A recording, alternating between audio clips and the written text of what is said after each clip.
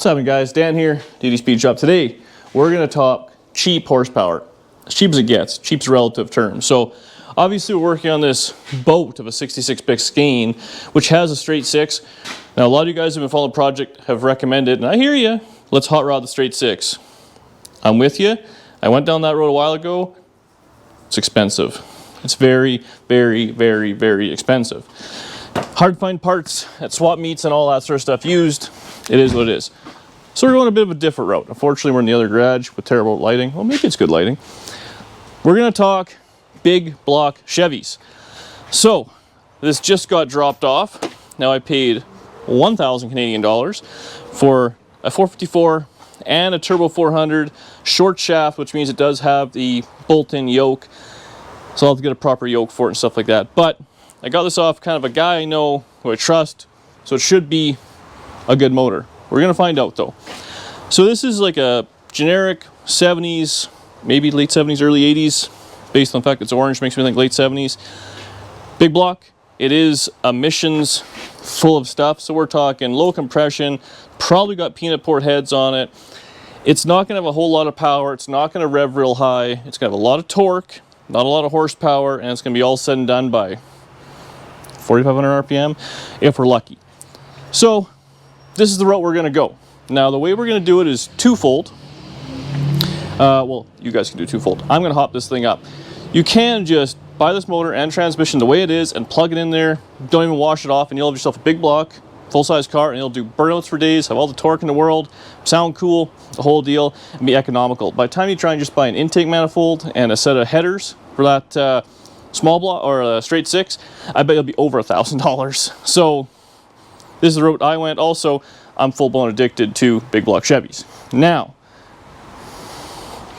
I have a few hot rod parts. These, I buy, rule of thumb, carburetors, intake manifolds, exhaust manifolds or headers, stuff like that. Turbo 400 transmissions, turbo 350 transmissions, small block Chevys, big block Chevys. If they're on there and a good deal, you buy them. Take that advice, buy them, because otherwise I'm going to buy it. So I bought these headers. They're actually for a Camaro, but when I looked at the part number, they say they will fit full-size Chevy. I paid $100 for these. 100. They're brand new. They're ceramic coated. They've never been used. No collectors. Oh well. So that solves our exhaust issue, and all this emissions junk can all go right in the garbage. I did spend money. I went to Summit. I got a little clicky. And I bought a camshaft. Now, feel free to judge. I bought the Thumper. So, the Thumper camshaft, let's be honest, it's a poser camshaft. It's a cool idle. It'll make more power than stock and it'll rev a little bit higher, but it's absolutely 100% poser, so that's the parking lot sound. That's what we do here at DD Speed Shop. So I got the lifter, the cam and lifters, the kit, set of valve springs, and I bought a double roller timing chain. I think it was 450 bucks or something like that. Pretty affordable. So we got that going. I had this carburetor kicking around. It's a brawler. It's been around for a while. I believe it's actually a 650. Now, that convertible does have an 800 Edelbrock on it, so you might do a little switchy switch. The only thing I don't have for this performance-wise is I don't have an aluminum intake, which I actually thought would be the easy thing to find. So I'm $1,000 into this setup, and let's call it $1,500. I'll give you 200 bucks on a 750 carburetor. You can find a marketplace, Craigslist, whatever the heck it may be, and an intake manifold. So let's say $1,500 to $2,000. You can have a bit of a hopped up 454 turbo 400. Hopefully it works. I probably will spend some money and buy a different torque converter for this thing if I don't have one in the pile. They're not cheap. That'll be another 300 bucks. So let's just round up to two grand. 2 grand, we'll have a warmed over small block, turbo 400. It'll sound cool. It'll have all the jam in the world that we're ever gonna need for that motor or for that car. So this is what we're gonna be doing right now. Tonight, we're gonna strip off all the junk we don't need. Miscellaneous crap, like you can tell. This is a motorhome or van or something like that with that dipstick. And strip off all the junk we don't need. Get it kind of somewhat cleaned up. We'll run it. I'll probably take it to the car wash. Get it all degreased. Let it sit on the stand. And then I guess it's up to you guys. Once you get it all apart, I'm going to ask you at the end of the video, A, should we paint it or leave it kind of patina looking like the rest of the car is going to be? Or paint a color Now, what color should we paint it? Anyways, let's start stripping the junk off here we're not going to use. Who needs power steering? Slight change of plans. Oh, I also have these fancy valve covers we're going to put on there. So I started taking this thing, well, I took the air filter lid off, and I looked at it and thought, you know what? I can take the power steering pump off, I can take this little whatever air pump thing off, but the problem is all this has to kind of come off. These, like, you know, the manifolds, I should take all those off. I'm going to break studs. So when I get in there, you know, I'll just put paper towel in the exhaust ports to really get in there and degrease it and pressure wash it. Well, that's counterproductive to starting it. So my advice now, don't do what I just said. Let's get it running exactly where it sits right now. The guy said it ran. He had an oil pressure gauge on. He said it had 60 pounds of oil pressure, but he didn't take the gauge off. He did tell me that, so I got to go find one. And just has your standard, you know, quadrajet carburetor, which honestly we could probably just run if we wanted to, and you could as well. I mean, let's be honest, you could rebuild those things. They're fine. They're good carburetors. Yeah. So I think I might just do that. We're gonna go get I think I have an oil pressure gauge inside. We're gonna put one of those on there. We'll get a little bit of fuel. We'll get a battery. This thing actually has like brand new cables, which makes me think he actually did start it. He's not lying, because that's brand new stuff. And we'll do that. We'll hot wire the coil. We'll dump some fuel in it. Hopefully it won't rotate itself off of the engine stand, make a little bit of noise. Look at that, you didn't even want mice in there. And we'll see where we're at. And then we'll start taking it all apart, toss it in the back of the truck, and go pressure wash it. Because really, to get it proper, I should take the whole front dress and all that off. And all that's got to come off anyways. We're doing the cam. Away she goes. All right, jumped ahead a little bit. I hooked the gauges, well, just the fuel pressure gauge, and then I just tied into the starter wire. One thing I did notice, this thing has a bent flex plate. Yowza. So I'll have to get another one of those, which is a pain. But anyways, oil pressure commencing.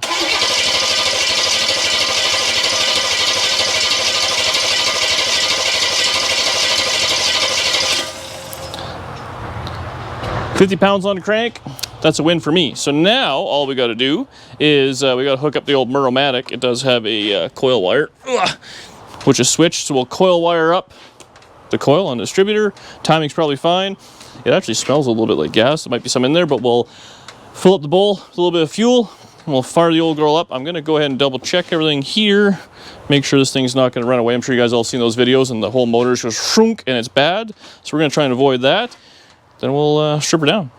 But I'm very confident. Alright, so we got this unit all kind of ready to go. Actually, I got this is my Uncle Tony fuel distribution bottle. Don't worry, we claimed it at the border. The taxes on priceless was expensive. So we're just going to fill the bowl up here right through the vent. Guess we could have done this before, and this might take a second. I did run the coil wire to the little magic box. There's obviously no water on it, miscellaneous. I double checked a few bolts on the stand. Hopefully it won't go too crazy. I'm not going to...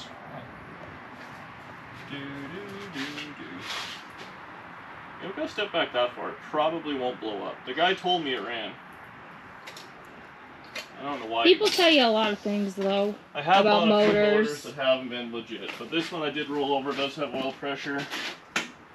The gentleman dropped it off in a Chevy truck, so he seemed like an honest individual. Ready? Flip the switch.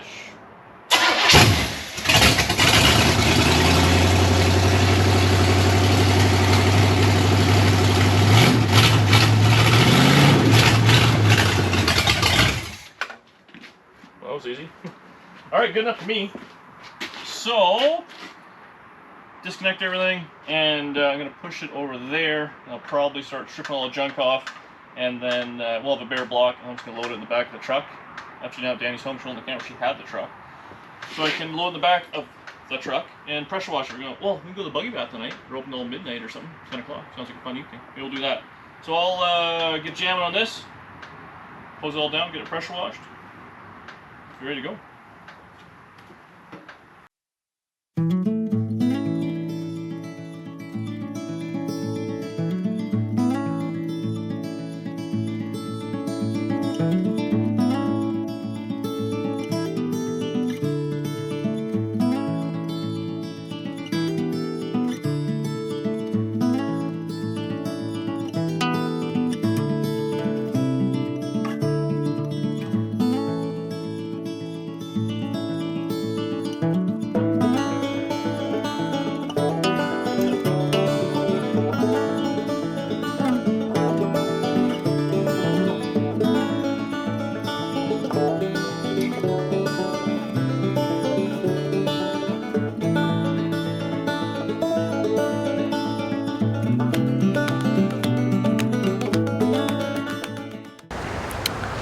Well, it is the next day, so yesterday we ended up stripping this thing all down and then put it back of the truck, and I took it to work. I pressure washed it, cleaned it all, degreased it, and overall it came out pretty good.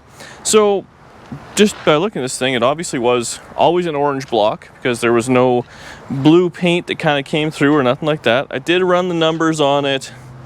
I guess the last kind of three numbers are 289, which kind of goes from a 73 to 78 or something like that. Big block Chevy, so it's a, you know, mid to late 70s motor, so it's not gonna set the world on fire, but still a pretty good base. The nice trick was I pulled the valve covers off, the old ones. I just have these sitting on there because they look cool. The part number is where? Oh yeah, right in there. 049 heads. So of the era, I thought this would be junk truck peanut port heads, which are very small and they make a lot of torque and kind of low end horsepower, but they're all done by 4,000 RPM. Just that's it.